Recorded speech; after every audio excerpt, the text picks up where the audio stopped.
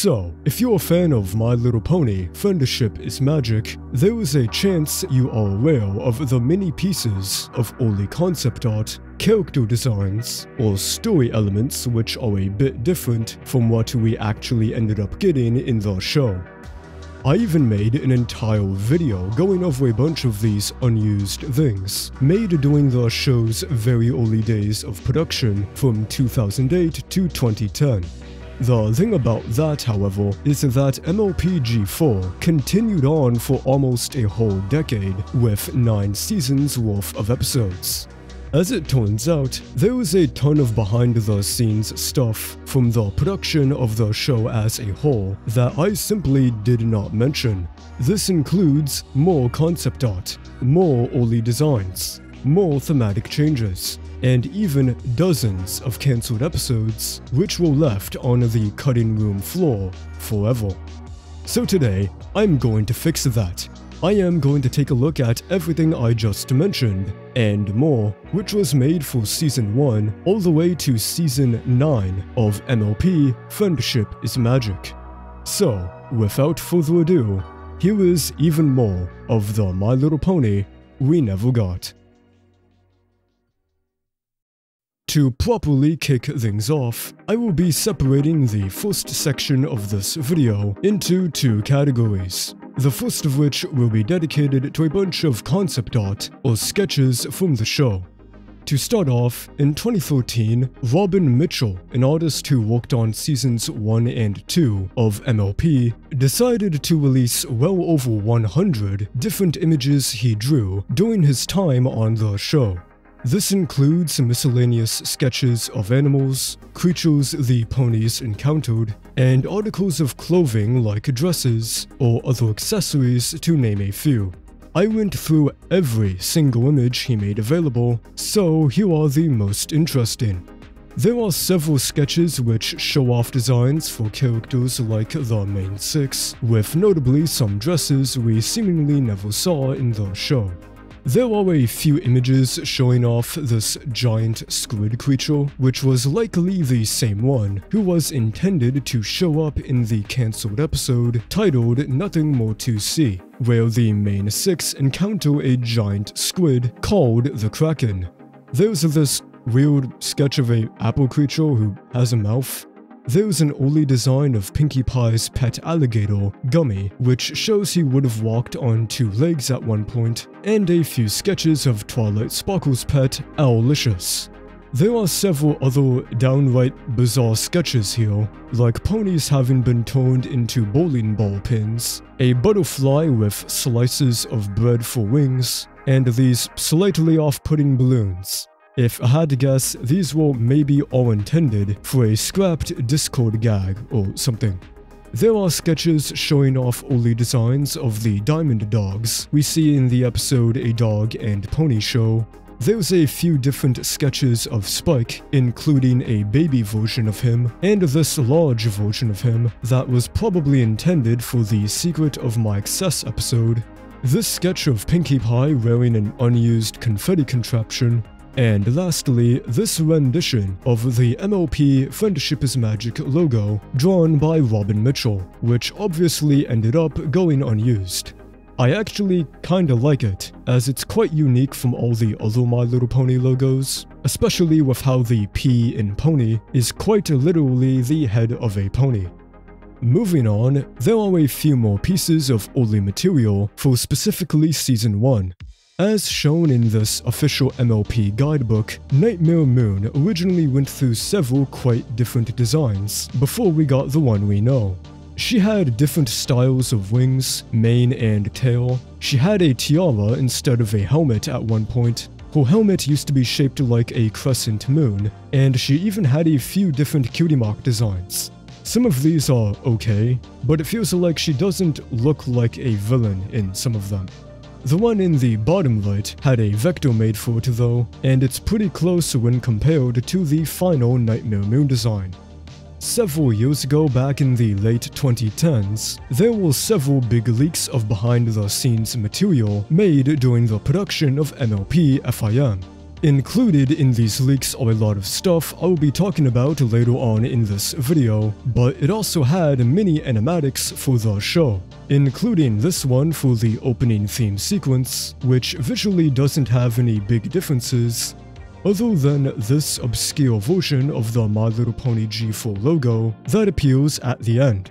This was seemingly made sometime in early 2010 as likely a placeholder logo used during production, and it never saw any actual use outside of that before getting replaced. Stylistically, it's the same as the G4 logo we know, but the Friendship is Magic subtitle is emphasized more, and Twilight, and for some reason Applejack without her hat, are also front and center here. Moving on to concept art for Seasons 2 and beyond, here are a few pieces of art by Robin Mitchell, which show off a quite early version of Discord. These seemingly were the first ever sketches of him, dating back to mid-2010, and you could tell they had a general idea of what he should look like, but still quite hadn't figured it out yet. A few days later though, Lauren Faust and her husband Craig McCracken had a drawing session where they came up with the Discord design we eventually got.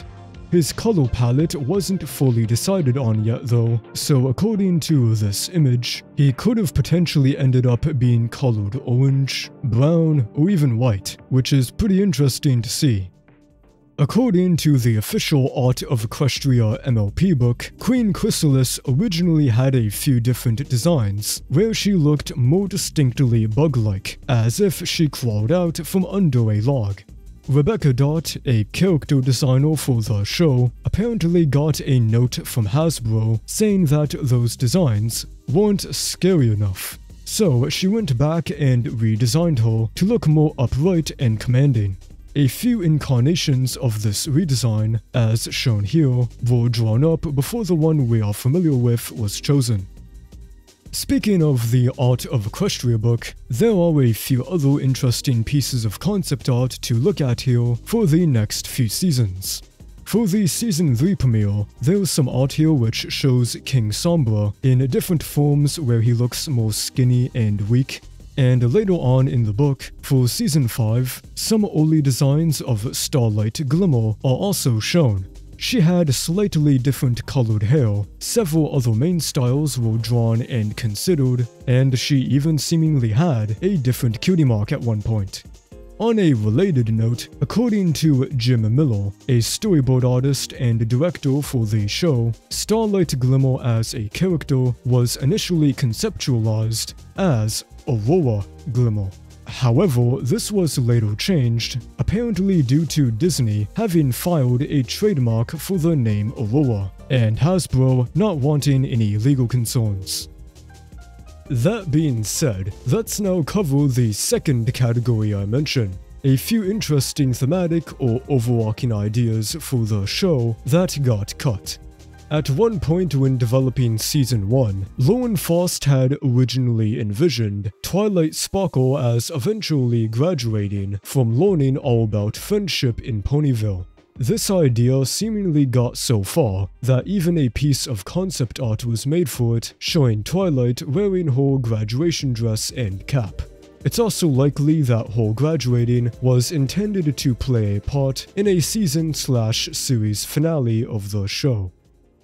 According to an interview in the official MLP guidebook, another story idea Lauren had considered for Season 1 and 2 was to give Twilight a type of insecurity complex due to all the pressure of being Celestia's student studying in Ponyville. They ended up kind of touching upon this concept in the episode Lesson 0, but otherwise, the idea never fully came to fruition. Additionally, there are also a few other overarching ideas revealed in this interview.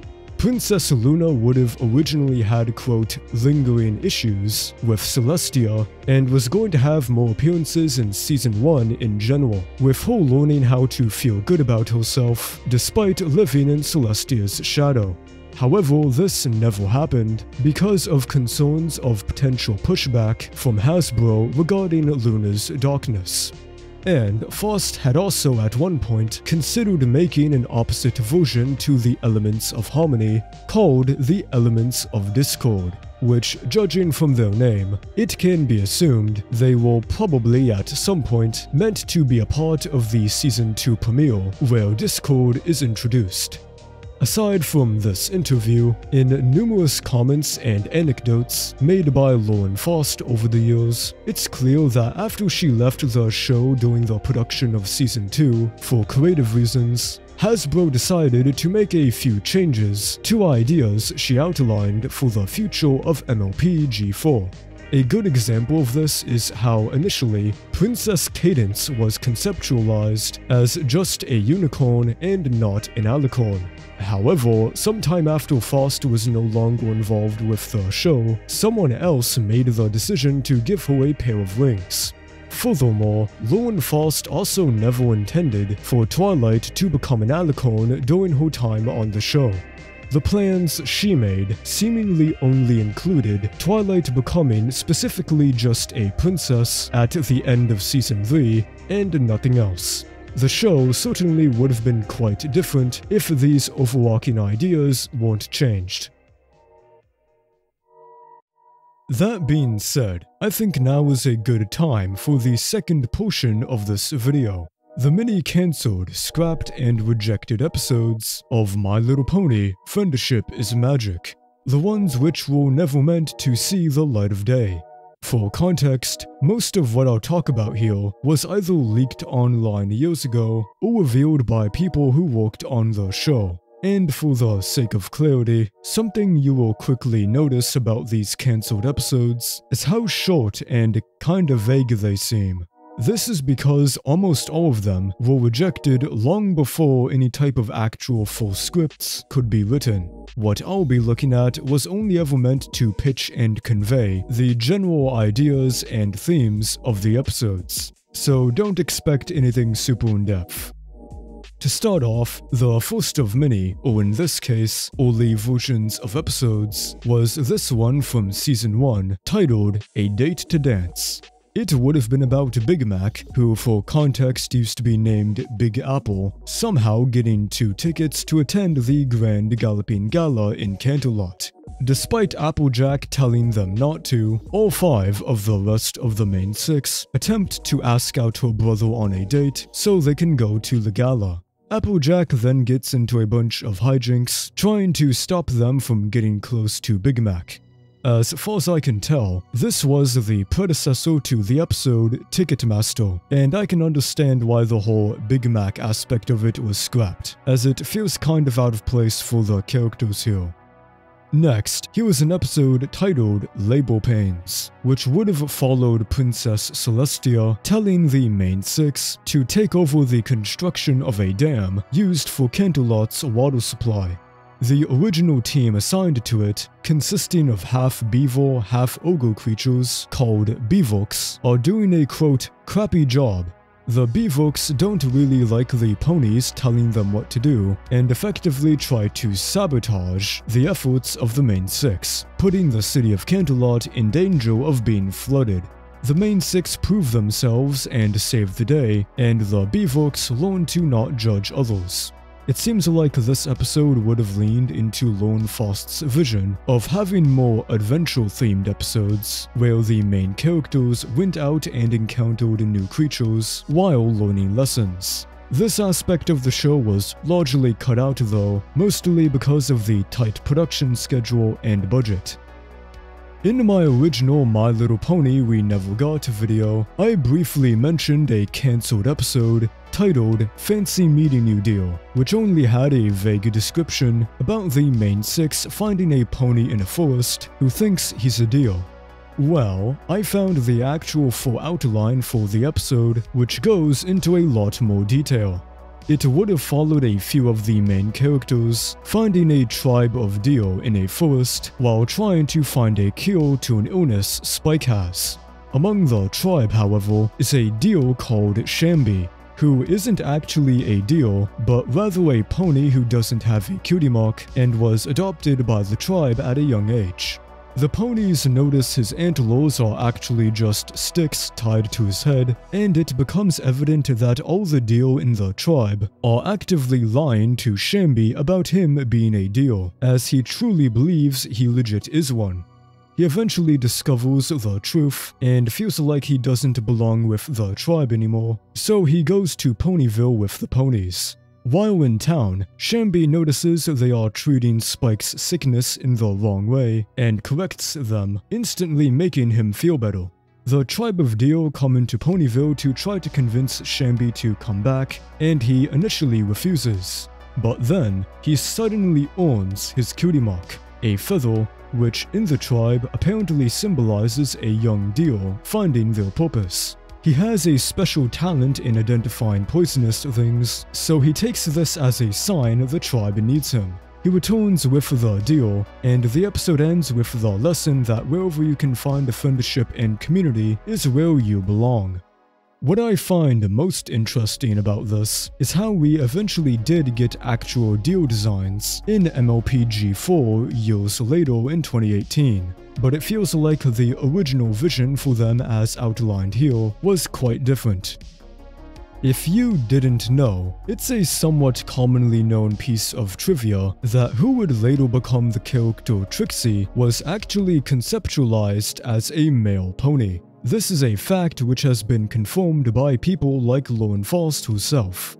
Well, I managed to find the original premise for the episode Trixie is introduced in, Ghostbusters, where she was a stallion. One day, a boy unicorn from a neighboring village visits Ponyville. He annoyingly hypes himself up as the most magical unicorn in all of Equestria and challenges the town's ponies. But Twilight, being humble, doesn't want to get involved. Applejack and Rainbow Dash are beaten by the unicorn in a challenge, and in contrast to what happens in Ghostbusters, the unicorn is so full of himself that he starts antagonizing ponies who never wanted to compete. He out-parties Pinkie Pie, out-sparkles Rarity, and even out-kills Fluttershy. This causes Twilight to reluctantly accept his challenge, where she puts him in his place by defeating him. It's quite interesting to see that an alternate version of Ghostbusters with this iteration of Trixie exists. Fun fact, one of the show's writers, Chris Savino, was apparently the one who saw this premise and suggested to Lauren Faust that Trixie be turned into a female character. To start off with the Season 2 episodes, here's a premise for one titled Jewel Thieves. Twilight Sparkle needs to get an important text in the library archives in Canterlot, so she uses teleportation jewels Princess Celestia gave her to instantly travel there, reluctantly letting Rarity, Fluttershy, and Applejack tag along. The latter three have a good time doing things in Canterlot, and they all later teleport back to Ponyville. Everything seems fine until it becomes apparent that Twilight's friends are purposely taking advantage of her access to the jewels by making up excuses to go back to Canterlot so they can buy and do more stuff there. This culminates in all four of them using up Twilight's supply of jewels and getting stuck in Canterlot. Princess Celestia sees them and unexpectedly confronts Twilight about Pinkie Pie, who has apparently been sending Celestia, quote, Twitter-like messages, such as, "am eating spaghetti and throwing confetti. Hey, that rhymes, lol." Applejack, Rarity, and Fluttershy admit they were taking advantage of Twilight and apologize. Not before the episode ends with Celestia casually pointing out the free teleportation jewel dispenser right behind them.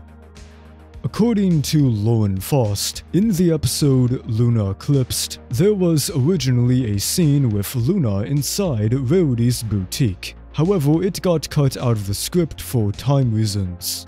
I managed to find the outline of this scene, which goes as follows. Rarity is still busy inside her carousel boutique, making her costume for Nightmare Night, when Luna and Twilight enter. Luna wants to have a new look that comes off as less intimidating and more approachable to the average pony. Rarity gets super excited over the opportunity to dress up a princess, and briefly mentions she's a fan of Luna's goth look. She evidently goes a bit overboard though, as she dresses up Luna in a stereotypical pink princess costume. Luna doesn't like it and begins to take it off with her teeth when Pinkie Pie suddenly barges in and assumes Luna had just finished gobbling up a princess. Pinkie screams and runs out the door as the scene ends. The next episode was called Put a Stork in It. Pinkie Pie loves her unofficial position as a taste tester at the Sweet Shopee, which for context was just an early name for sugar cube kernel. She loves it not only because she gets to eat sweets, but also because she gets to spend a lot of time with Mrs. Cake, who she sees as a mother figure. Gradually, however, Mrs. Cake spends less time with her because she's going to have a baby soon. Pinkie seems to be completely oblivious to this though, as she believes Mrs. Cake is purposely ignoring her. So she runs away for a bit, not before returning with a mail delivery pony because she doesn't understand how babies get delivered. Quote, Big Sisters Rarity and Applejack take her aside to explain, and everything turns out fine with the friendship lesson being to not immediately jump to big conclusions.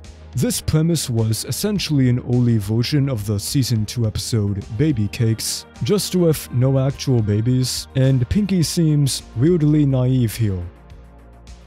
For pretty much the entirety of Lauren Faust's time developing and working on MLP FIM, she made an effort to purposely avoid writing any actual serious romance or love story plot lines for the show, especially any involving the main 6 characters, as she believed they were largely overdone and reductive in cartoons for girls. During the production of Season 2, however, she wrote a short premise for an episode which would later be turned into Hearts and Hooves Day. It was simply titled Valentine's Day and was about a Sadie Hawkins-type dance being held in Ponyville, and everybody has dates for it, except for Twilight Sparkle. That is, until she meets Storm Cloud, an old friend of Rainbow Dash who's cool and streetwise, and she quickly forms a crush on him. Twilight tries and fails to impress Storm Cloud by faking acting all tough, and she thinks she's messed up her chances with him, until it's revealed that he's also a bookworm just like her. The main lesson here being that she should have just been herself the whole time. This Valentine's Day episode was never actually worked on beyond this tiny premise, but it's still fascinating to know that ideas like these were indeed thought up and considered, even by people like Lauren Faust. I just know for a fact that an episode of the show where Twilight has a big crush on just some random guy that's introduced in the episode itself would have permanently damaged the psyche of the 2010s brony fandom. There would have been like Twilight becoming an alicorn levels of backlash and drama in the MLP fandom over this, so I think we sort of dodged a bullet here. The story arc in the Season 2 finale, A Canterlot Wedding, was at one point originally focused on an evil queen, Queen Chrysalis, having invaded and taken over the Crystal Kingdom with her army of changeling minions. It would have followed Princess Celestia, putting Twilight and her friends up to the task of defeating Queen Chrysalis and freeing the Crystal Ponies from her dark and tyrannical rule. Most of you can probably tell this sounds an awful lot like what sorta happens in the Season 3 premiere with King Sombra trying to take over the Crystal Empire. And that's because King Sombra did not exist when this plotline was written. Later on though, the wedding story arc for A Canterlot Wedding was what replaced this as the Season 2 finale, and instead of scrapping it, the Crystal Ponies concept was just turned into the Season 3 premiere instead.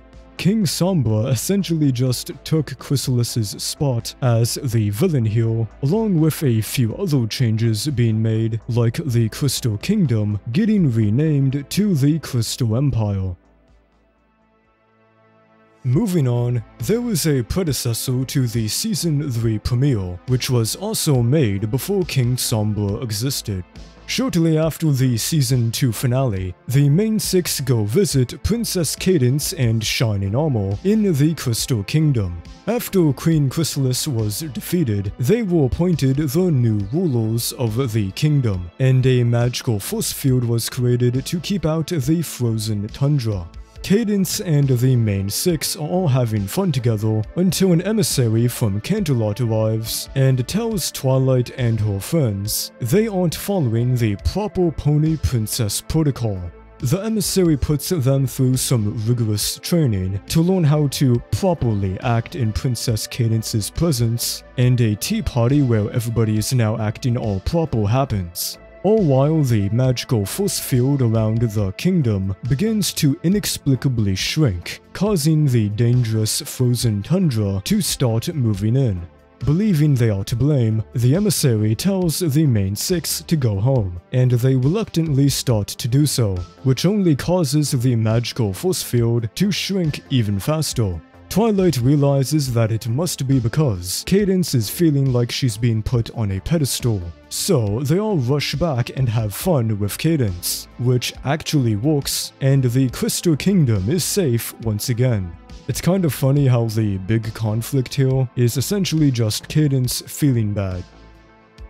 The next episode was titled Rainbow Shy and Flutterdash, and was intended to take place shortly after the events of Proper Pony Princess Protocol. In order to show the crystal ponies they're nothing like the evil Queen Chrysalis, Cadance and Shining Armor have decided to host a Crystal Kingdom fair in the city, with the main six staying to help out and even participate in some of the festivities. Rainbow Dash is taking part in a race for a chance to get into the Wonderbolt's Academy, and Fluttershy is participating in a butterfly demonstration. However, things go wrong when Twilight performs a spell incorrectly, and they end up with their bodies having been switched. It's noted that the Crystal Ponies are still quite anxious over the Changeling's transforming abilities, so this means that Rainbow Dash as Fluttershy and Fluttershy as Rainbow Dash will have to keep up their appearances to not cause a big scare in the kingdom. Rainbow Dash as Fluttershy takes part in the butterfly demonstration and eventually impresses the crowd, while Fluttershy as Rainbow Dash is just about to start in the race, but not before Twilight reverses the two of them back to normal with a spell, and Rainbow Dash wins the competition. It ends with the fair being declared a success, and Rainbow Dash learning to appreciate and respect Fluttershy's interests more. This seemingly would have been a fairly typical body switch episode you tend to see in a lot of cartoons, but it still could have been cool to see more of the Crystal Ponies. According to a few sources, the episode Magic Duel was originally intended to be a Season 2 episode, but its script got shuffled around and moved into the production cycle of Season 3 instead. This Season 2 version of Magic Duel was more or less the same to what we got, although it did oddly enough have a subplot with Rainbow Dash challenging Twilight to a magic duel, which, believe it or not, she actually wins, to prove a point to Twilight that she needs to properly practice the magic she's learning in order to beat Trixie. If you thought the lunar eclipsed scene with Rarity in it getting cut was disappointing, how about an entire cancelled episode that focused on the two characters? It was titled Dreamweaver, and was about Rarity getting commissioned to design a dress for Celestia. However, she soon starts having terrible nightmares, which affect her ability to walk. Fortunately, Princess Luna comes to help by encouraging her to face her fears. The next time Rarity dreams, she does just that. But Luna then tells her that she also needs to face the fears in her waking life too, which she believes is Rarity's fear of failure getting in the way of her success. Rarity wakes up and hastily finishes the dress, not before Celestia picks it up and tells her it's beautiful. If you aren't aware, it's a somewhat commonly known fun fact that MLP FIM was at one point going to end at Season 3. Multiple writers and other people who worked on the show at the time have confirmed that Magical Mystery Cure was indeed initially intended to be the series finale when it was first outlined. If it wasn't for the show becoming such an unexpectedly popular phenomenon in the way it did, it almost certainly would have not been renewed for a Season 4 and beyond. If you have ever wondered what this original ending was like though, here's a snippet from what was going to be the last scene. There would have been a rendition of the Morning in Ponyville song, all while there was a big celebration in Ponyville. A narrator, most likely Princess Celestia, says some stuff about Twilight learning about the magic of friendship, and similar to the ending we eventually got in Season 9, it then pulls away to reveal the book from the very first scene of the show, right before the book cover closes. And we fade to black. Too bad Hasbro wanted to sell more toys though, am I right? Moving on to Season 4, I actually couldn't find much about Season 4. There's this one premise called What Ponies Want that was essentially just an early version of the episode Rainbow Falls, but it honestly isn't too notable. And in the season finale, Twilight's Kingdom, during the battle sequence with T-Rex, there was a scene where Twilight physically punched him with her hoof. This idea stuck around long enough for it to even get storyboarded as shown on screen, but it was scrapped. Most likely due to Hasbro objecting to it, and also maybe because it just would have looked awkward compared to the rest of the battle. Aside from that, there isn't much else to say about Season 4, which is okay because there was a ton to talk about for Season 5. To start off, there was a scrapped early version of the episode Rarity Investigates, made by the show writer Emma Lawson. This early revision was going to be called Rainbow Confession, and it's a bit unique in the fact that it's a rare example of a scrapped version of an episode going so far into development that it not only had a short premise, but also an entire fully written script. For this reason, I won't go into super detail about everything, but all you need to know is that it's essentially a courtroom battle drama version of Rarity Investigates. It follows a relatively similar story, with Rainbow Dash being framed for a crime and Rarity proving her innocence. Rather than being a detective, Rarity would have channeled her inner Saul Goodman by becoming a lawyer instead. Some of the other miscellaneous differences here include someone trapping Soren inside his hotel room so he would miss the Wonderbolt's performance, being what Rainbow Dash was framed for, instead of leaving a fake note for Spitfire. Rainbow Dash getting put in an actual jail cell after she's accused of the crime, Rarity interacting with several unused characters like a detective named Flatfoot and a court prosecutor named Habeas Corpus, and it was going to be revealed that none other than Lightning Dust was the one behind it all. Later on, Lightning Dust was replaced with an old former Wonderbolt named Windshield, who then in turn later evolved into Windrider. As for why this version of Rarity Investigates was cut, I think it's mostly due to Hasbro believing most kids watching MLP probably wouldn't find a courtroom drama episode to be all that interesting. As a result, the script was rejected and sent back to be reworked by a different writer, Megan McCarthy, and she changed it to lean a lot more into the Rarity investigating things aspect, which I think was for the best. In an episode titled Prism Break, believe it or not, but the Rainbow Factory actually would have been made canon.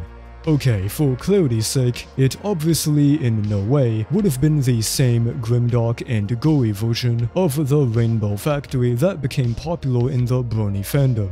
But I think it's likely the person who came up with this was at least somewhat aware of what the Rainbow Factory meant in the MLP fandom.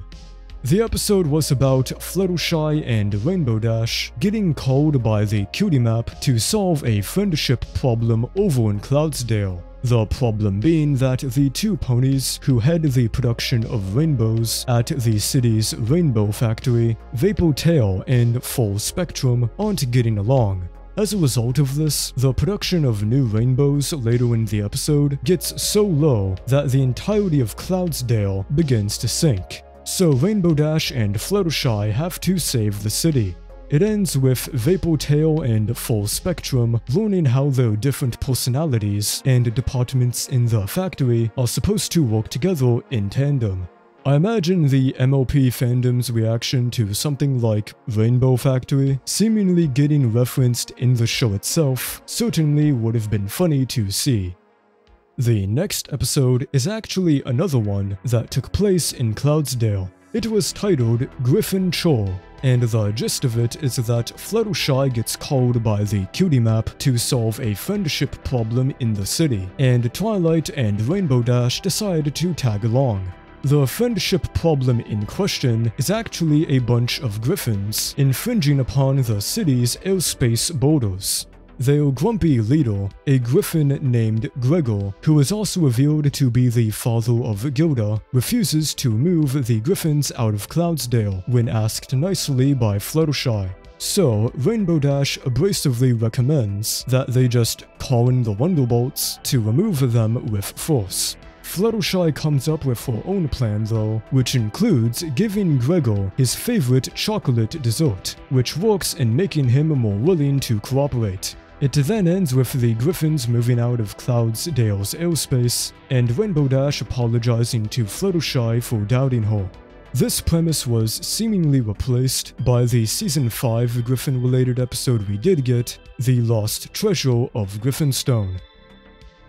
The episode Slice of Life, the one where all the most iconic background ponies are now the main focus, went through quite a lot of changes, as in a bit more than the average episode. It initially began development under the name The Other Main Six, with a premise written by Amy Keating Rogers. It follows the background ponies Octavia, DJ Pondry, Lyra, Bonbon, and Dopey all getting ready for the Grand Galloping Gala, so they come to Rarity to have her make dresses for them. A problem arises though when all of them repeatedly ask for the same exact dress as the others. Rarity individually urges them to choose different designs, but they all refuse. This culminates in them noticing they all have the same dress, and they get into a big argument. Twilight Sparkle then appears out of nowhere to remind them that their friendship is more important than a silly dress, so they all make up. Throughout all of this, Dr. Hooves is also repeatedly trying on a bunch of suits to wear to the gala, which are all just a bunch of references to the different doctors from Doctor Who. He settles on the outfit of the 10th Doctor, and at the end he stumbles into the pony Rose and introduces himself. After this premise was written, a different writer, M.A. Lawson, soon began to work on it instead. It picked up the title Slice of Life and was revised into something a lot more familiar, albeit it's still pretty different in a lot of ways. It starts off with a scene of Dopey picking up Cranky and Matilda's custom-made wedding ring from the Diamond Dogs, and the rest of the episode mostly follows Dopey as she goes around Ponyville, interacting with other background ponies and miscellaneous characters preparing for the wedding. A few highlights include a scene with Celestia, Luna, and Cadence having a day at the spa while they have a meta conversation on how things only ever go wrong when there's a big event. A short scene where Twilight suddenly has crossed eyes, and Dopey fixes them by whacking her on the head. A scene where a bunch of background ponies accidentally run into their recolored pony counterparts and awkwardly stare at each other. And bizarrely enough, a scene where it's revealed Dr. Hooves and Dopey were actually going to be siblings. Personally, I have a good feeling this detail was cut out of the episode, most likely because it was realized by either Hasbro or the writers that the countless number of already existing fanart or fanfictions made shipping the two characters would all immediately become super weird. This ship was one of the most popular in the Brony fandom at the time, so they definitely knew something like this could have caused a big backlash from fans. Anyways, though, according to M.A. Lawson in a few interviews, some other details which were cut from the episode include Vinyl Scratch actually talking at one point, but Hasbro noticed and told him to specifically make her a mute character. Octavia would have had a solo duel with King Sombra. There was a scene where Flash Sentry asked Cranky why nobody liked him, and at one point, the episode ended with the main six hugging outside the wedding before the camera comically panned over to the sunset where an army of changelings are seen flying towards Ponyville. There was a premise and outline for a cancelled episode called How to Be a Princess. It would have focused on the main six going to Canterlot to attend a type of princess-themed convention where ponies sell merch and cosplay as their favorite past or present princesses from Equestria. It's through this that it would have been revealed there were potentially dozens of other princesses who ruled over Equestria prior to Celestia and Luna. There was a princess cosplay pageant at the event where ponies compete to show how their princess is the best. Twilight Sparkle notices only one pony in the competition chose to be her, but the pony in question, named Pretty Sweet, seems to have the complete wrong idea of who Twilight is. She portrays her as a stereotypical princess obsessed with tiaras, tea parties, and ball gowns. Twilight fails to convince Pretty Sweet on what she's actually like, as she doesn't believe she's the real Twilight. Meanwhile, for the episode's B-plot, the rest of the main six are getting ready for the competition when they discover Rainbow Dash and Fluttershy's costumes have been accidentally swapped. Rainbow Dash is forced to be a more girly and calm princess who loves taking care of bunnies, and Fluttershy is forced to act as a tough, tomboyish warrior princess. They both struggle, but eventually get the hang of it and learn to appreciate each other's princesses. Doing this, much to the annoyance of Twilight, Pretty Sweet scores quite well in the competition as this weird, inaccurate version of her. Shortly before the final round, Twilight finally convinces her that she's real and explains not every princess is all about tea parties. Pretty Sweet understands, but also says she's just going to drop out of the competition if that's the case. The two of them have a nice moment where Pretty Sweet explains she now knows Twilight doesn't love things like tea parties or tiaras, but she does because it's a way to spend time with her friends and to feel beautiful. Twilight sees her point of view and tells Pretty Sweet to go out on stage and be the princess she wants to be. It then ends with a random filly coming up to Twilight and being impressed with her accepting Pretty Sweet's idea of what it means to be a princess. In an episode titled Trend or Foe, the antagonist from the Season 4 episode, Rarity Takes Manhattan, Surrey Polo Mail, would have actually returned. Applejack and Rainbow Dash are helping Rarity out at her Carousel boutique for the day when they discover that Surrey Polo Mail has opened a competing boutique in Ponyville. Her place is suddenly much more popular than Rarity's, so Rainbow Dash and Applejack start doing things like hiring DJ Pondry to play music and slashing the prices of dresses to drive more customers, all while Rarity herself is completely unaware as she's busy in the other room. Rarity finds out and isn't too happy because Hoity-Toity is expected to visit soon, but they manage to fix everything just in time. It then ends with Surrey Polo Mail being broke and forced to close down her new boutique, not before vowing revenge and galloping away.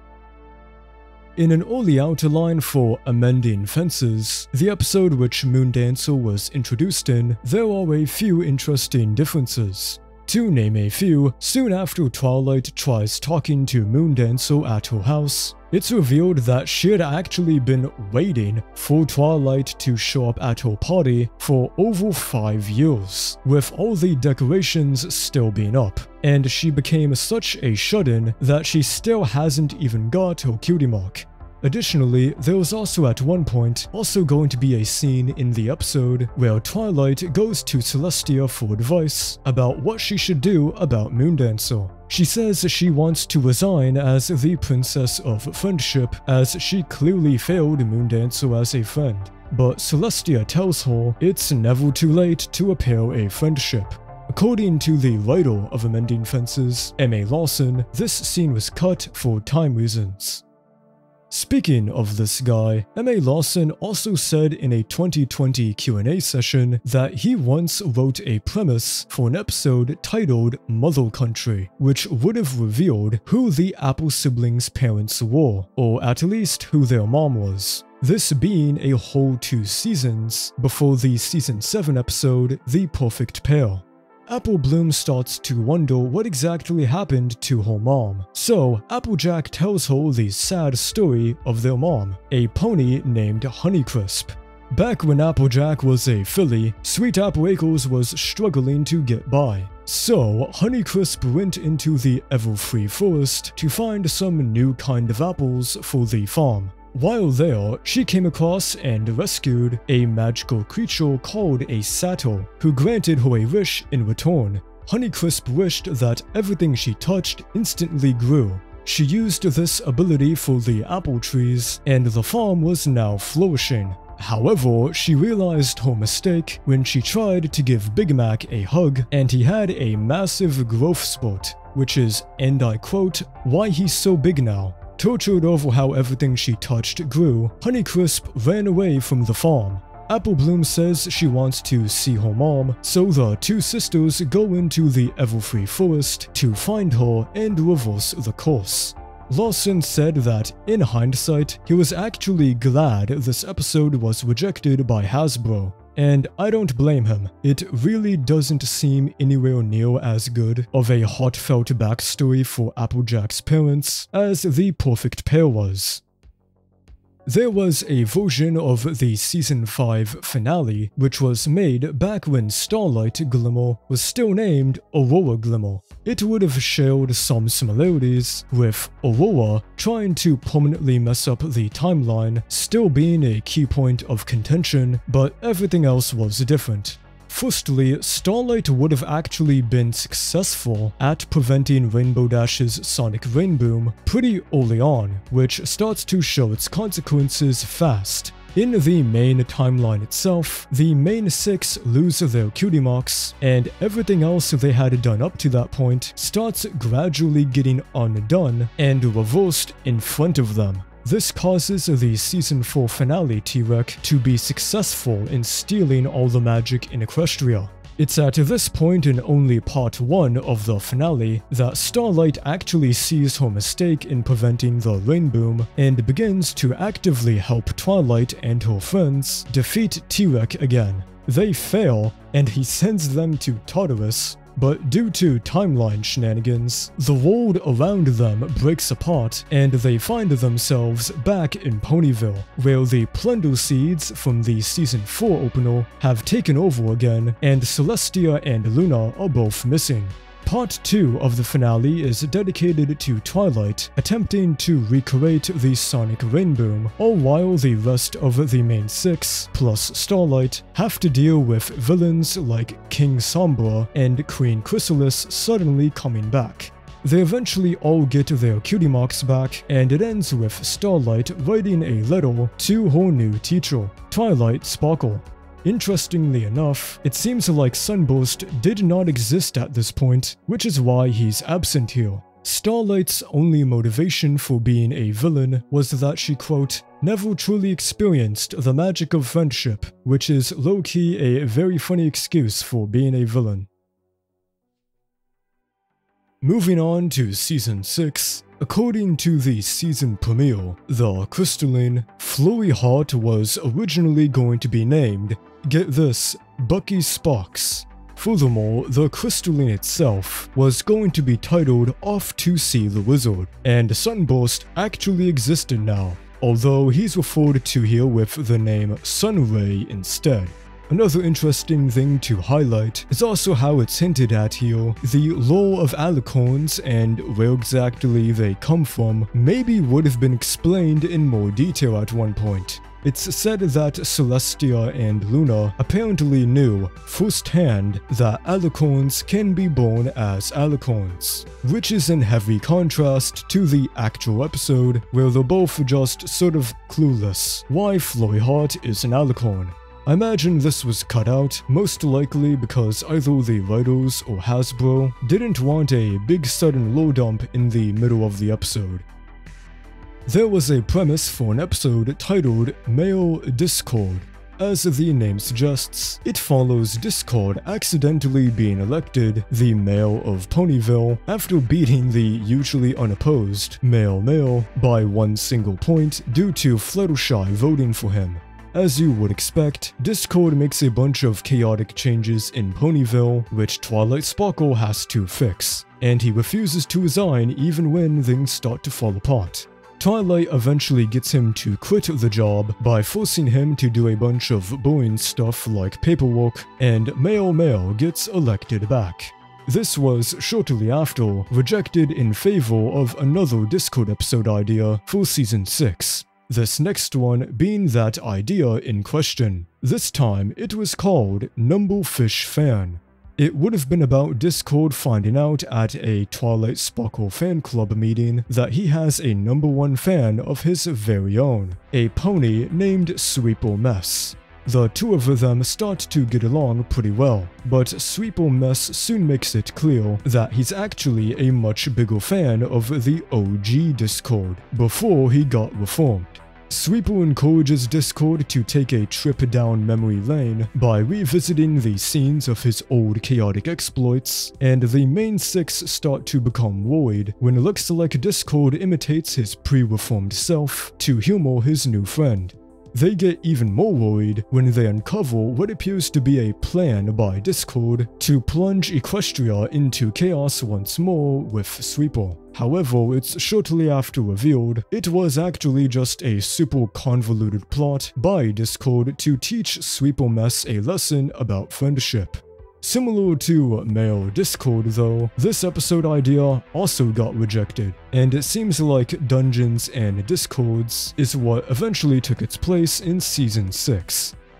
Next up, there was an episode titled Gallop's Book of Pony Records, which would have been about the pony equivalent of the Guinness World Records coming into Ponyville, and Rainbow Dash getting a bit jealous over Pinkie Pie setting a bunch of super specific and nonsensical world records. Rainbow Dash challenges Pinkie to a competition she knows she will win and get a record for, but it inadvertently leads her into the Everfree Forest, where she encounters a half-elephant, half-anaconda creature called a Groot Slang. It starts to attack her, but Pinkie Pie helps Rainbow Dash escape, and the two of them return to Ponyville, only to receive a shared world record for the fastest time escaping from a Groot Slang.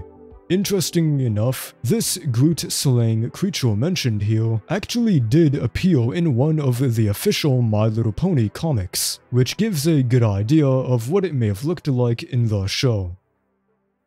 In a scrapped flashback episode titled I Know This Much Is True, it would have been revealed Rarity and Applejack were already friends before they met Twilight Sparkle.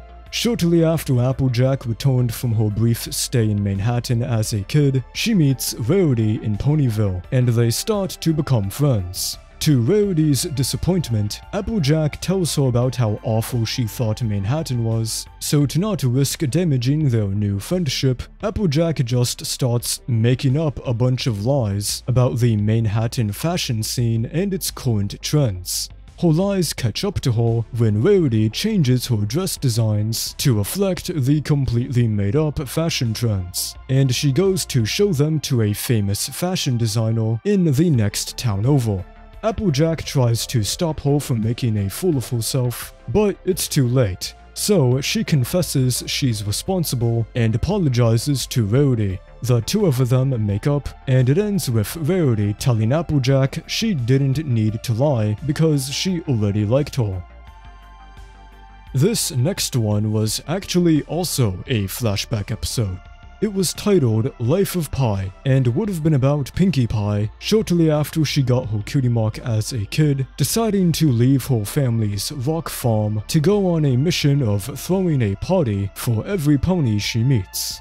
She accidentally stumbles into Fluttershy in the Everfree Forest, who is still chilling with her new animal friends after she got her cutie mark, so Pinkie tries to throw a party for her. It doesn't go well, however, because it's too loud and uncomfortable for Fluttershy's liking, so Pinkie wanders into Ponyville where she drowns out her sorrows in the Sugar Cube corner. The cakes offer her a place to stay, so she tries to throw a party for them too, but it also doesn't go well. Feeling dejected, Pinkie runs off into the forest where she meets Fluttershy again. She gives her some advice by suggesting she makes her parties more personalized for each pony. And it ends with Pinkie putting the suggestion to good use by throwing Fluttershy a much more quiet and peaceful party. Both of these flashback episodes, showing how some of the main six were friends as kids, could have been fun to see.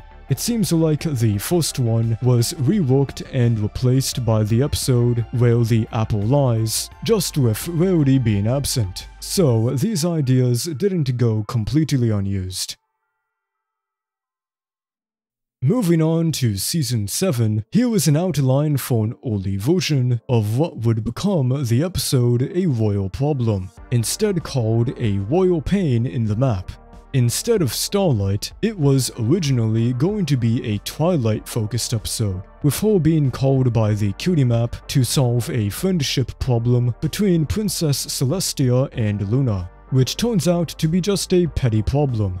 There wouldn't have been any cutie mark switching shenanigans here, and it also would have concluded with the Royal Sisters unloading all their problems with one another all at once. But they end their argument by laughing about how ridiculous they're being, and thank Twilight for helping them air out their grievances and vent.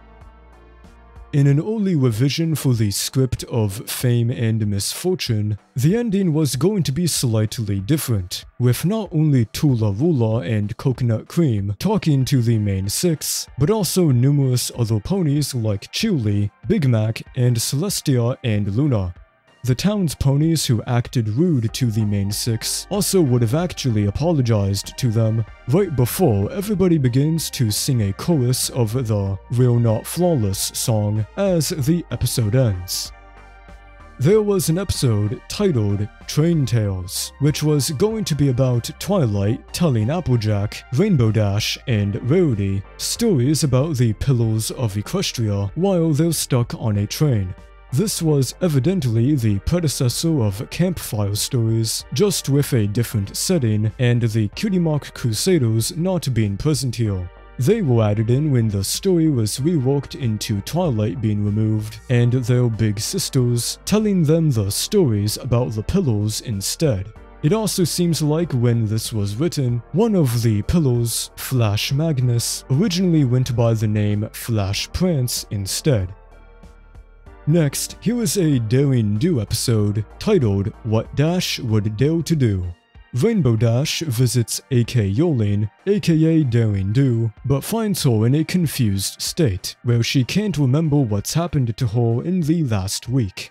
Rainbow Dash helps Daring Do retrace her steps, where it repeatedly looks like she brought destruction everywhere she went, which makes Daring start to question how all her adventures negatively impact other ponies.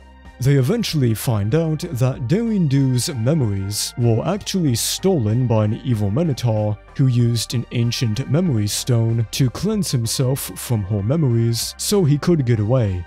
It ends with Rainbow Dash and Daring working together to defeat the Minotaur and get her memories back, with the lesson being that sometimes you have to help out and give reassurance to even the people you look up to. This was seemingly the spiritual precursor to the Season 7 Daring Do episode Daring Doubt, with it sharing a few similar plot points and friendship lesson at the end. Moving on to the final 2 seasons of MLP FIM, it gets a bit more interesting as we begin to see all the ideas for what would eventually become the last few big story arcs of the show. According to some pre-production notes made for the Season 8 premiere, School Days, the Cutie Mark map would have played a more important role by telling the main 6 locations in Equestria where they can find new students or friendship ambassadors for Twilight's School of Friendship. A lot of the premiere was likely intended to have been dedicated to convincing all these different creatures to come with them to the school. It's also mentioned here that Cozy Glow was at one point intended to be introduced in the premiere itself, instead of nearly halfway through the season like she was. Speaking of Cozy Glow, in numerous other preliminary notes made during the early stages of production for this season, Cozy Glow is repeatedly referred to as a he, which means it can be inferred she was initially conceptualized as a male character. Additionally, it was also suggested a few times here that Cozy Glow should be a non-pony character, with creatures we saw in the 2017 MLP movie being considered the most. This, in turn, would have been used as an explanation for why he was a villain in the first place, as he would have never been exposed to the magic of friendship. Moving on to the Season 8 finale, rather than Cozy Glow working alone to sabotage the School of Friendship like she ended up doing, it would have been revealed she was actually working together with none other than Queen Chrysalis. Their motivations for working together were that Cozy wanted to oust Twilight as the Princess of Friendship so he could become the powerful Prince of Friendship, while Chrysalis wanted revenge on Twilight and her friends by destroying the Cutie Mark map and taking over her school to use as a nesting ground for a changeling hive. How exactly these two characters would have ever met and decided to work together at this much earlier point in the show was seemingly not thought of yet, but it still could have been cool. According to some other pre-production notes, this time for the Season 9 premiere, quite a few ideas were cut. This included the season beginning with a scene showing a future version of Twilight Sparkle, with the rest of the season meant to show how she eventually ended up at that point in the future. There was an idea where the young 6, who had just saved the day in the Season 8 finale, start to act all arrogant or overconfident, believing they are the new main 6. This overconfidence results in them trying to talk to the original Tree of Harmony in the Everfree Forest, and the tree itself enveloping and trapping them inside of it. The main 6 try to get them out, but the tree starts to wither and they feel that the young 6 will die with the tree. There would have been a whole story arc where Celestia, Luna, and Discord are feeling the, quote, force, and that their, quote, ascension or departure from Equestria is near. Discord doesn't want to leave though, so he makes up a plan to unite all the big villains to prevent his ascension from happening by wreaking havoc in Equestria. While disguised as Grogar, he gives what is referred to here as the elements of disharmony to the villains. According to these notes, Queen Chrysalis would have been the disharmony element of betrayal, T-Rex greed, Evil Twilight Sparkle anti-magic, Grogar/disguised Discord would be fear, King Sombra cruelty, and Cozy Glow deceit. If you're wondering what this mention of an Evil Twilight Sparkle is, The writers considered making Twilight, through one way or another, a temporary antagonist somewhere in Season 9, either in the premiere or during the final few episodes, but the idea was eventually dropped altogether. If I had to guess, probably because it was too drastic of a change to happen to the main protagonist of the show. Anyways, later on, the main six confront and defeat King Sombra, as they do in the season premiere, which would have caused the Tree of Harmony to revert back to normal and release the Student 6. The whole villains having the elements of disharmony plot could have been interesting to watch play out, especially since MLP fans for years had been creating their own interpretations of what something like this would look like. Some early ideas for other episodes throughout Season 9 also included some of the villains using their elements of disharmony to cause chaos in Equestria. Speaking of these villains, the season/series finale, from the battle with the three villains to what exactly was going to happen in the very last episode, went through quite a lot of changes during production as well. In addition to having the Legion of Doom orchestrate an attack on Twilight's coronation, Discord also intended for them to do various other schemes to further weaken harmony in Equestria. This included Queen Chrysalis and Cozy Glow attacking and sabotaging the main characters. A good example of this is the episode Sweet and Smoky, which was originally going to be called Trial by Fire, and was about Smolder, Spike, and Fluttershy taking a visit to the Dragonlands, when all of a sudden, Queen Chrysalis shows up to invade with the power of her element of disharmony to make the dragons her new subjects. Another example was in an early version of the episode, Growing Up is Hard to Do.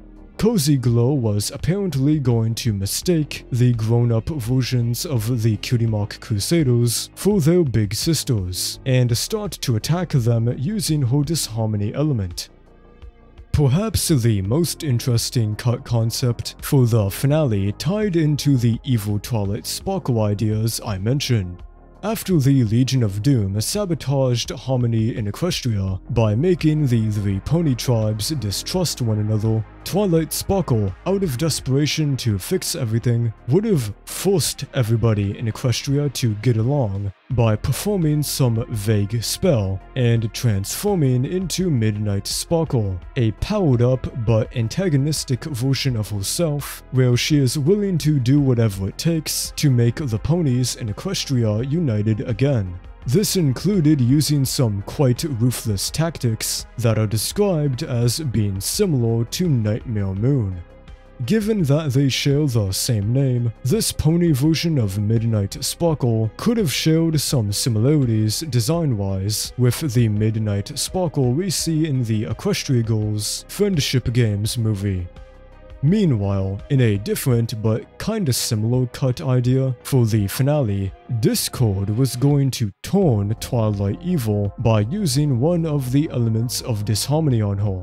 Personally, as cool as it could have been, I'm kinda glad they didn't go with any of these ideas of turning Twilight into an antagonist, as they feel too out of place for the show in my opinion. Aside from that, a few other scrapped ideas for the events in the second to last episode, The Ending of the End, included the main six discovering they have apparently always been connected to the essence of harmony ever since the very beginning, and they subsequently, quote, level up to become the, and I quote, literal embodiment of the gemstone elements. Whatever that means, I guess. And when they're in this powered-up state, they defeat the Legion of Doom once and for all. It gets even better though, or maybe worse, depends on your perspective, because after that, they would then somehow pass on their connection to the elements of harmony over to the young six student characters as a gift for graduating the School of Friendship. God, it would have been so funny to see the fandom's reaction to this. Like the Student 6 becoming the new elements of harmony through the equivalent of graduating high school. Otherwise, the events of the last episode, The Last Problem, also went through quite a lot of changes, with miscellaneous ideas being cut mostly for time reasons. To start, there apparently would have been a flashback scene which actually showed Twilight waking up one day and getting all freaked out when she discovers her body has magically transformed into the Celestia Recolor one we see in the finale.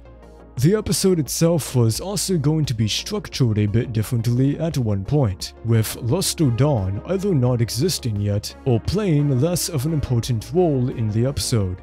This ties into maybe the most interesting cut concept in The Last Problem. There was originally going to be a scene where none other than Sunset Shimmer visited Twilight in Canterlot to give her an update on how things are going in the human world. It's here that it was going to be revealed, sometime during the huge jump of time seen in the finale, that Sunset Shimmer actually became the principal of Canterlot High, and she now has a student council which help her run the school, who are implied to be the human versions of the main six. This then inspires Twilight to establish the Council of Friendship in Equestria with her friends, so they can all still keep in touch no matter how busy they may be. So yeah, I guess this scrapped scene with Sunset Shimmer is about the closest thing we'll ever get to an actual canon ending for the Equestria Girls universe. Too bad it got cut though, as Hasbro/the writers believed it would be too lore-heavy for some people watching, which is fair enough, but at the same time, this was the best opportunity they had to do something like this. One more interesting thing in The Last Problem I want to highlight is how in some of the writer's notes made for the episode, there was text alluding to the fact the writers did intentionally try to subtly imply that Rainbow Dash and Applejack were in fact now a couple in the future. Additionally, they also planned at one point to effectively make the Fluttercord ship officially canon as well, by having them kiss after Fluttershy walks out of the Chaos Dimension when the future main six are meeting up in Canterlot. This detail was cut out of the episode though, if I had to guess, most likely because the writers didn't want to outright confirm too many ships from the MLP fandom as being canon in the show. But it's still fun to know this was indeed considered at one point. So I'm now done talking about all the cancelled or early versions of episodes. Technically, every single episode went through early revisions, but I think I mentioned all the especially interesting stuff. Personally, some of my favorites I wish actually got to see the light of day include How to Be a Princess, for its fun theme, the lore about introducing all those new princesses, and the nice lesson at the end. And Numblefish Fan, because it sounds like an overall pretty fun and memorable Discord episode. But with that said, I think it's worth remembering that almost everything I mentioned here was still either drastically changed into something else, or otherwise completely cut for a reason. In my opinion, the majority of cancelled episode ideas vary from being just okay, to feeling a bit boring or repetitive, or to being downright bad, with poorly thought out stories or moral lessons that don't really feel like they fit in with the show. This could reasonably be attributed to the fact these scrapped episodes inherently don't have the same level of polish that finished ones do, but I think some are genuinely just bad. A perfect example of this is one I didn't even bother to mention earlier, titled Smothered Brother, written by Lauren Faust herself. It's about Big Macintosh constantly being nagged to do things on the farm by the rest of his family until he leaves for one single day, and now the women on the farm are unable to do anything without him. It has this odd, kinda reductive message about how they should be thankful to Big Mac because he's apparently the sole provider of the farm or something. which feels like it would have spectacularly gone against a lot of the show's original themes and messages about female characters. The same could also be said about something like Label Pains, where the main six try to prove themselves as capable, despite the fact we already know they are, from as early as, like, the very first episode of the show. The point I'm trying to make is that maybe it was mostly a positive thing these episodes never came to fruition. Anyways, though, I'm still not fully done here, because in my research for this video, I found a lot of miscellaneous smaller, albeit still interesting cut ideas or concepts that I can't really mention anywhere else, so I might as well go over them here.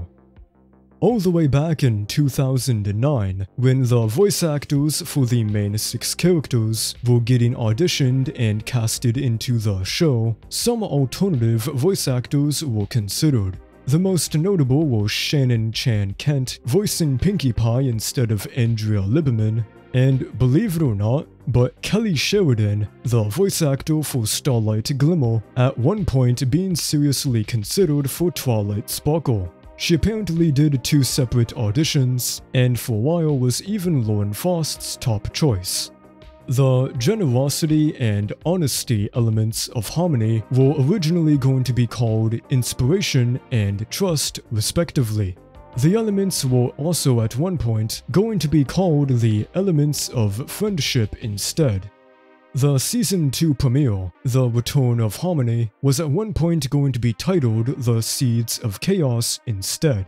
Additionally, it also seems that it initially started out development as a direct-to-DVD special instead of being a part of the show itself. As far as I can tell, this was seemingly because Lauren Faust didn't know for a while if MLP FIM would actually get renewed for a second season or not. In the Daring Do parts of the episode Read It and Weep, there was going to be a 2-headed ghost dog creature Daring Do encountered, but it was seemingly scrapped because of time constraints. Oddly enough, an asset showing off the design of this creature was for some reason included on the back of an official MLP trading card binder, out of all things. According to an early outline for Wonderbolt's Academy, Lightning Dust was at one point actually going to apologize to Rainbow Dash for her reckless behavior at the end of the episode. Lightning was also not dismissed from the Academy as well, with her originally being part of the group of ponies who salute Rainbow Dash. In a Magical Mystery Kill, the dreamlike space where Celestia and Twilight have a conversation before the latter gets turned into an alicorn was initially going to be named the Sealum, a quote, special place for princesses. Another change for this episode, and in turn the rest of the show, was also how it was considered to make Twilight much physically bigger after she became an alicorn. But she ultimately ended up only becoming slightly taller. When making this, I stumbled across this official guide made for people working on MLP FIM on how exactly pony hooves should function. They had a rule to explicitly not make the pony's hooves be like human hands, with no quote sticky hooves being allowed. In the sort of infamous dopey scene from the episode The Last Roundup, both Rainbow Dash and Dopey would have actually had more lines, as the scene was intended to be longer, but was shortened in the final draft of the script for time reasons. In Crusaders of the Lost Mark, the CMC were originally going to all get the exact same cutie mark at the end of the episode, the Cutie Mark Crusaders emblem. The line, quote, "we all got the same cutie mark," was actually meant to be literal. According to Jim Miller, before the concept of the School of Friendship existed, Season 7 was originally going to focus on foreshadowing the Pillars of Equestria, with Season 8 having an entire story arc dedicated to bringing them back with their artifacts. However, Hasbro wanted the show to end at Season 9, so the entire idea was condensed into Season 7's finale, Shadow Play, instead. At the end of the episode Secrets and Pies, there was going to be what appears to be a subtle reference to the infamous grimdark MLP fanfiction Cupcakes.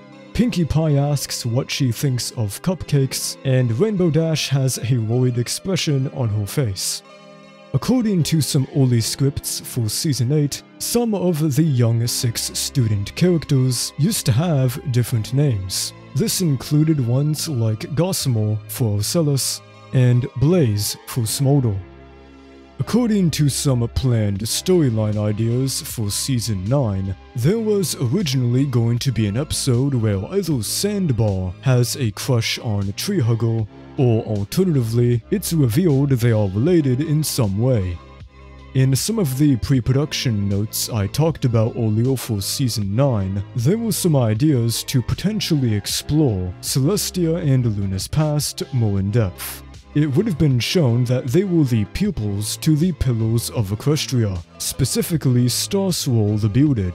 And speaking of him, there was also an idea to reveal Starswirl, most likely in some type of flashback scene, had at one point in time been an alicorn. For the 200th episode of the show, Sparkles 7, the voice actors for the main 6 had the special opportunity to pitch their own ideas for what they wanted to happen in the episode. However, not everything they suggested ended up making it in. This includes it being explained why Rarity has a different accent from her parents, Fluttershy going on a mission to free the pigs on Sweet Apple Acres, time capsules, time travel, potentially new elements of harmony like the element of victory, Dopey occupying multiple realities, Spike finding a long-lost sibling, and the main 6 going into each other's dreams, among many others. Oh yeah, and Tara Strong suggested to the writers that Twilight Sparkle should be pregnant. Enough said. Speaking of Twilight, here are a few pieces of concept art which show off unused designs for her second coronation dress seen near the end of the show. In some pre-production notes for Season 8, an idea for an episode where all of the parents of the main 6 get together to solve a friendship problem was proposed, which sounds like it could have been really awesome. Although maybe not as awesome for specifically Applejack. And finally, there's one last thing I want to highlight. As a part of leaks which happened years ago, a massive number of behind-the-scenes musical material created for the songs featured in MLP Friendship is Magic and Equestria Goals was put online. This included demos for early unfinished versions of songs, the studio instrumentals of songs, and much more. I purposely chose not to talk about them here in this video, as it would not fit well in this format, but I will say that if you're an especially big fan of the music of MLP G4, then I would recommend checking these out. There's a dedicated channel on YouTube where most of them have been uploaded, and you can listen to some really fascinating stuff here if you look enough. So I am now done here, for real. I covered a lot of different stuff spanning the decade-long production of My Little Pony, Friendship is Magic, and do you want to know what's kinda funny? There's still a ton of things I didn't mention. If I talked about every little unused idea or early concept art, this video would be at least twice as long, and probably a lot more boring. But I do believe I narrowed everything down to the most interesting and notable stuff. That said, you should all now totally go ahead and comment down below which unused ideas, concept art, or cancelled episodes I talked about were your personal favorites. I personally learned a lot when making this video, so it would be awesome to see what you have to say about them too. Whether the show would have been better or worse with these ideas, or maybe why they have a certain allure to them in the first place. I think the main reason this is also captivating is how it effectively shows us a glimpse into what we could have got. Like, imagine if we ended up with this Discord design in the show. if episodes like Fancy Meeting You Deal or A Date to Dance actually got made, if Starlight was still named Aurora Glimmer, or if this version of the My Little Pony logo was actually used. MLP G4 could have been drastically different throughout many points of its production that looking at these really is something special. But moreover, I think everything here also highlights just how much creative effort must go into not only creating a show, but also keeping it going for so many years. It's through all this brainstorming and refining of ideas that MLP FIM was made into the iconic cartoon it's known as today. And if it wasn't for all the incredible talent behind it, nothing I featured in this video would have existed either. So, with that being said, that was more of the My Little Pony we never got. Thanks for watching. Well, you now made it to the outro, so I hope you enjoyed this video. If you did, then consider doing all the normal stuff. Like, comment, or share it around, whatever you prefer. This is my longest video yet, and I imagine will probably remain as such for the foreseeable future. But regardless, I definitely still had fun making this. Like I said, I myself genuinely learned a lot of new stuff when making this. Like, did you know that one pony called Sven Gallop was at one point originally named Pony Baloney? I didn't know that. Anyways, though, thank you for watching until the end. I've been talking for way too long now, my voice is dead. So that's everything I have left to say. And so, like always, I'll see you whenever I see you.